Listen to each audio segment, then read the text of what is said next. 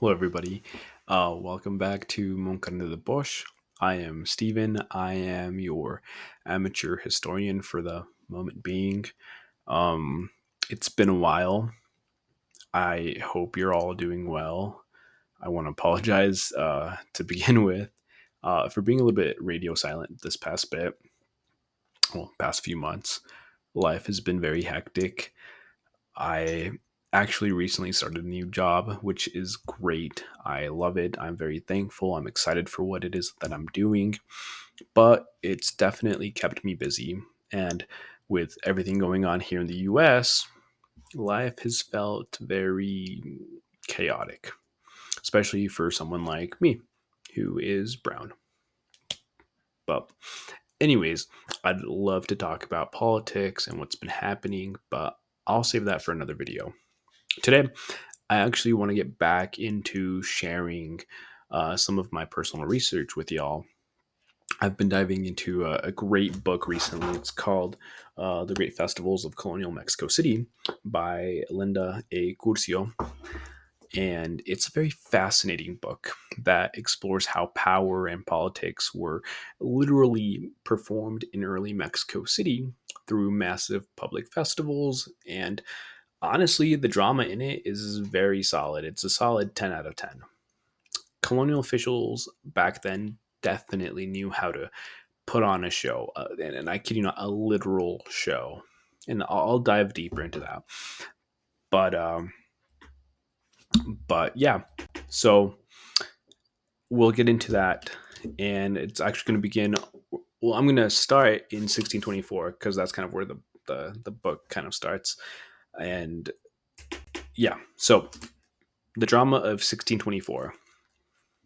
So, in early November of 1624, Mexico City was buzzing. It was filled with a lot of excitement. The reason why was because this guy right here up on the screen was the new viceroy. His name was the Marqués of Cerralvo, and he was about to make his formal entrance into the city. Something that occurred back then because they came all the way from Spain, and it was a big show. But behind all the pomp and ceremony, there was a very thick and messy political scandal that I'm not entirely sure if this guy knew all about until he got there. I'm sure he probably heard some stuff, but I don't know how serious he knew it was. Anyways, his predecessor, this guy right here, the Marqués of Gelves, had arrived in 1621. And he had arrived determined to crack down on corruption, which there was plenty of back then. He came in hot. He was righteous with zeal. He was determined to enforce the law and, make sure everybody upheld the banner of the good king of Spain back then. But here's the thing: when you walk into a place and start shaking up long established power structures, you're going to make a lot of enemies. And Gelves, he made plenty of them.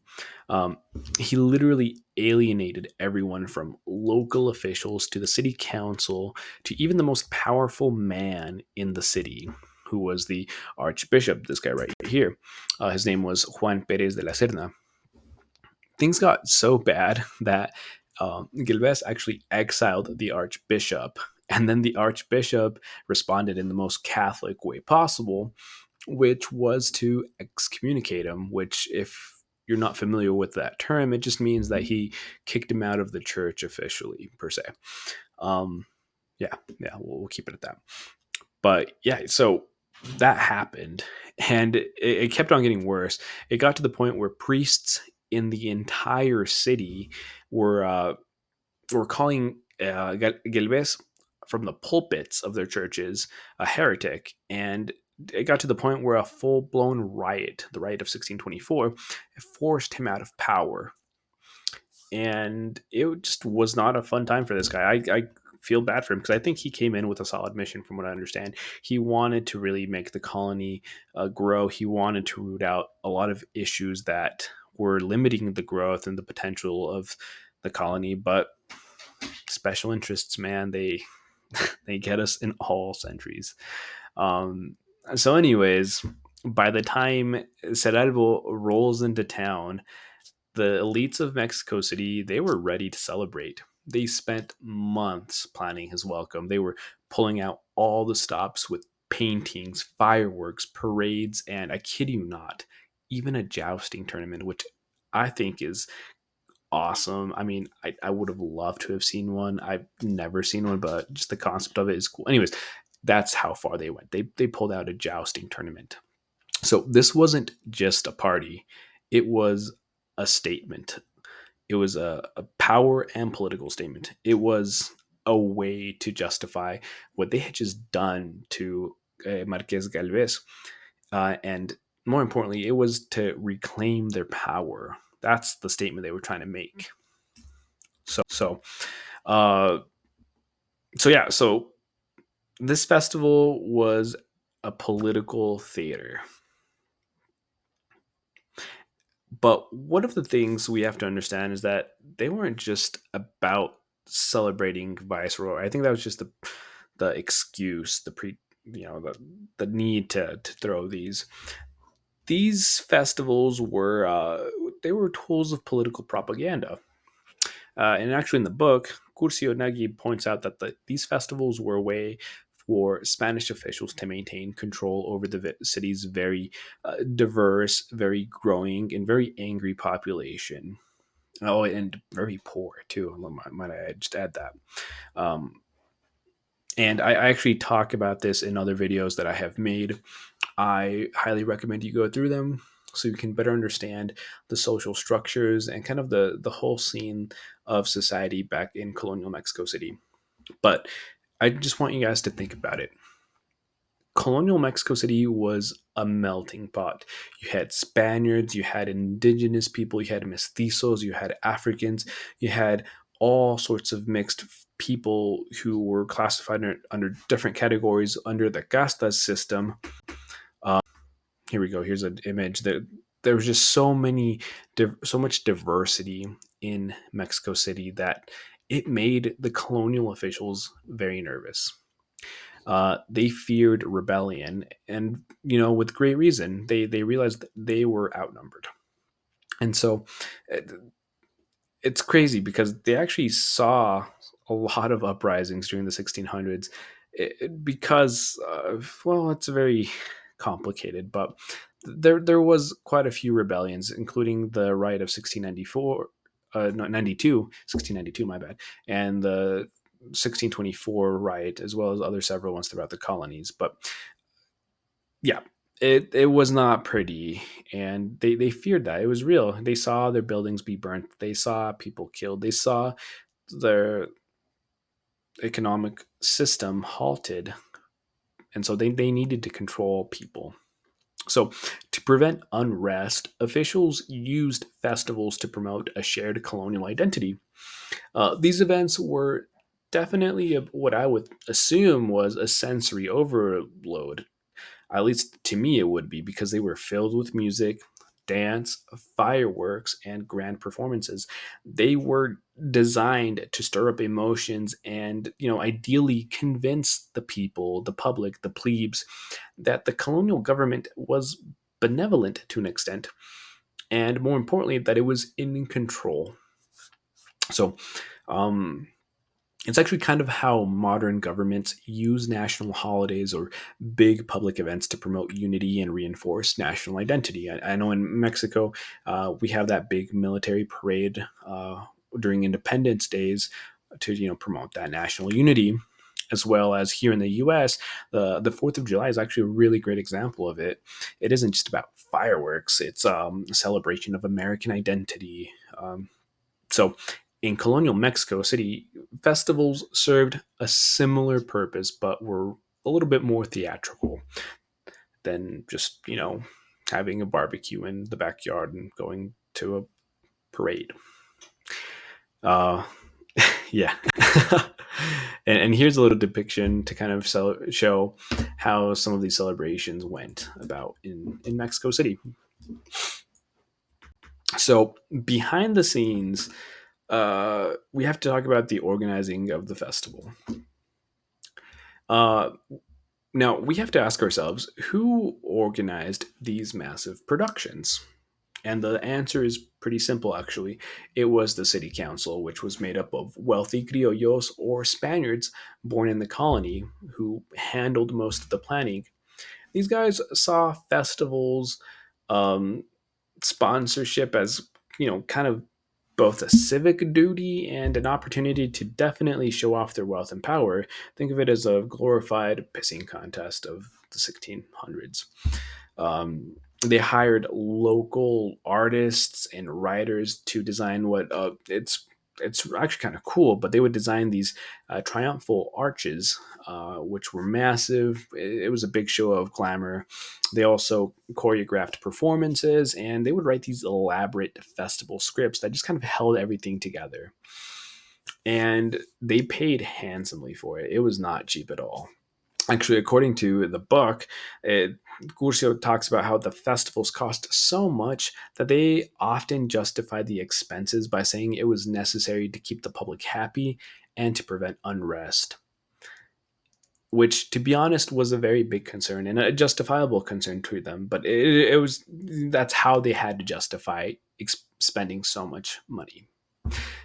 And, even though they went to great lengths to keep this all in order and have it perfect, it wasn't all smooth sailing. There was plenty of rivalry between local officials and the actual Spanish crown, especially after the Bourbon reforms of the 1700s.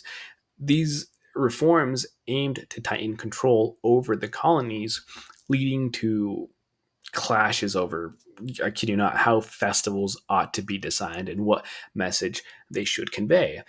And it's all a political game there, but that's what was happening back then. It was very much a struggle for these people. So let's talk about the audience and the message that was being sent. One of the most interesting or compelling questions that I think Curcio raises in the book is, how did regular citizens experience these festivals? Unfortunately, we don't have many detailed sources that tell us exactly what they thought of, but we do know that these festivals were full of symbolism, and everyone from indigenous people to mestizos to criollos interpreted them in very different ways. I don't interpret the 4th of July the same way my wife might interpret it, or some random person across the street from us. We're all just different that way. And that was a potential issue for colonial officials back then, because their original goal was to create a utopian vision of society where everyone knew their place in the social hierarchy, which they were reliant on very heavily. In fact, that's what honestly helped them keep power for so long, is that they forced people in many ways to abide by the social hierarchy of the castas. And yeah, it was crazy. So, anyways, not all citizens bought into this message. Not everyone was for it. I think that was pretty well known, because during these festivals, a lot of citizens actually used satire and subversive performances to push back against the official narrative that colonial leadership would push on the public. It was very interesting. And actually, I don't think, from what I read, many people actually got punished dearly for it. I mean, nobody got their heads chopped off, but yeah, it was a thing, similar to how things happen nowadays. Anyways, in a way, I want you guys to think of these festivals like a giant conversation about what good governance ought to look like. And while officials tried to control the message, they couldn't necessarily stop people from interpreting it in their own way. Much like today, we see political leaders do things hoping that we interpret it according to how they want us to. And, a good chunk of the population does, and a good chunk of the population doesn't. But that's good, because, we have agency. So, anyways, just to wrap things up for this video, festivals in colonial Mexico City were much more than just entertainment. They were carefully crafted tools for social control. They were designed to reinforce colonial power and definitely promote this concept of a shared identity in a very diverse, in a very angry, poor, and confused city. So, yeah, I'll dive deeper later on into other things, but in the next episode, actually, I'll be diving a little bit into the roles of the criollos and the indigenous leaders in these festivals. I'll also be touching a little bit on how the Bourbon officials of the time redesigned the whole concept of good governance to fit their own goals because it wasn't the same as the Habsburgs or other houses before that were in power in Spain. So, um, yeah, we'll touch on that later. But thank you so much for watching this video. If you enjoyed it, please don't forget to like, comment, and subscribe. And definitely let me know in the comments like what part of this history you found most surprising. And yeah, I will hopefully be posting a lot more often. But until then, I'll see y'all then. Thank you.